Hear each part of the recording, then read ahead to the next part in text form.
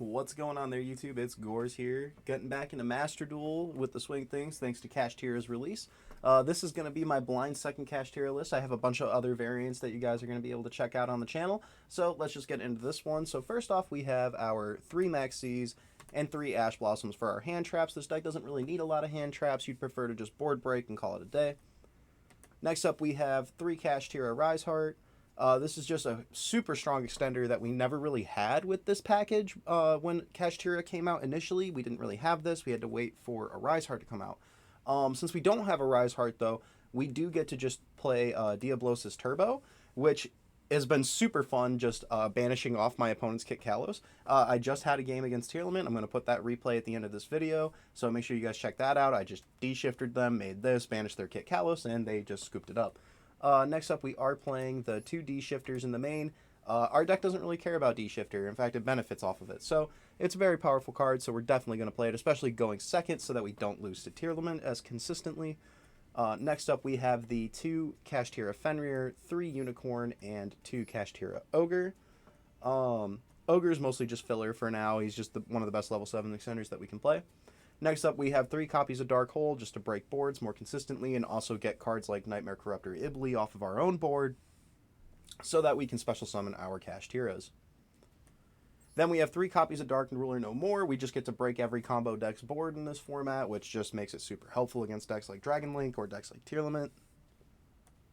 Next up, we have 3 copies of Lightning Storm. It's Lightning Storm is going to destroy all their monsters or destroy all their spells and traps. So that definitely helps us out there. Next up, we have the 1 Pot of Prosperity, 3 Instant Contact. This is just, in my opinion, the best level 7 extender that we can run. It has very little to no interaction our opponent can do in response to this card, so that definitely helps us out a lot there too. We are maximizing Kashtira Birth. We need to see this card. It's super OP, allowing us to recycle our Kashtiras while also banishing cards out of our opponent's graveyard. Next up, we have 2 Called by the Grave. I mean, it's Called by. It's one of the best cards in the game. Best card in the game, evenly matched. This card is insane. This is going to be our main board breaker, and then allowing us to just go into the next turn and or our main phase 2, and then just pop off, making a big rank 7 board that our opponent's not going to be able to deal with. 1 Preparation so that we can search it off of Ogre. This card is okay. It definitely helps against cards like Imperm, being able to banish a card from our opponent's hand face down. Next up, we do have our instant contact targets. We are running Dark Neos because we are playing our Chaos Angel. You can play Glow Neos if you want so that your monsters are unaffected, but also making it to where our Kashtiras can't be destroyed by battle is pretty broken. And then we are playing the Baron. So basically, if we get Ash Blossom plus instant contact, we can make our Baron or we can make Chaos Angel. Chaos Angel in some matchups is just a death sentence, so... We are playing the 1 Big Eye to take our opponent's monsters, 1 Draco Sack to make an Indestructible Boy, Master of Blades to prevent targeting, Titanic Moth so we can attack directly in our really, really big grind games, 2 Diablosis to be able to look... This is one of the main cards in the deck, y'all. So this lets us look at our opponent's deck, or our opponent's extra deck, and then banish a card from it, so we can banish our opponent's Kit Kalos, because it is limited in Master Duel, which makes a huge difference against the best deck in the format right now. In addition to that, it also, if it destroys an opponent's monster by battle, we get to target a card in our opponent's graveyard and banish it face down.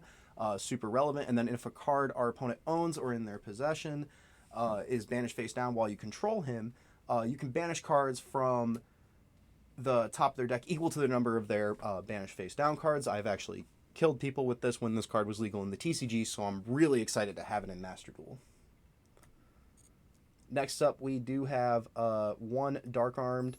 This just lets us pursue that going second one even more, being able to detach and pop a card, then banish like our D-Shifter from graveyard or our Pot of Prosperity from graveyard.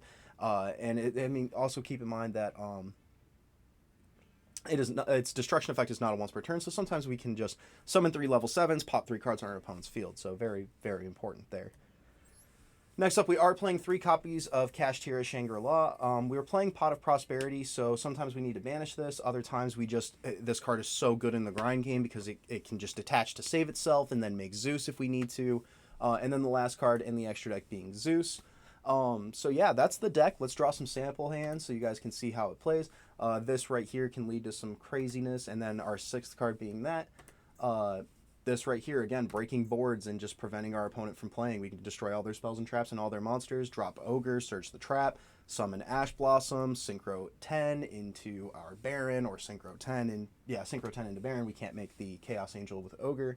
And then we have double Called by the Grave. Again, just breaking their board. Super consistent, as you guys can see. Like, sometimes we are just ending on a level 7 with breaking their board and then Max C backing it up. If they summon twice, like, we get to, look, see, if we drew 2 cards off Max C, we just get to pop right off. So, yeah, make sure you guys stay tuned for that replay. So, let's go ahead and actually just check that out right now. So, we come over here. I believe this is where replays are. Yes. So, we come over to replays, and we will watch this. This was versus Tearlament. It was 2 turns. We absolutely just, unfortunately for them, just went too hard.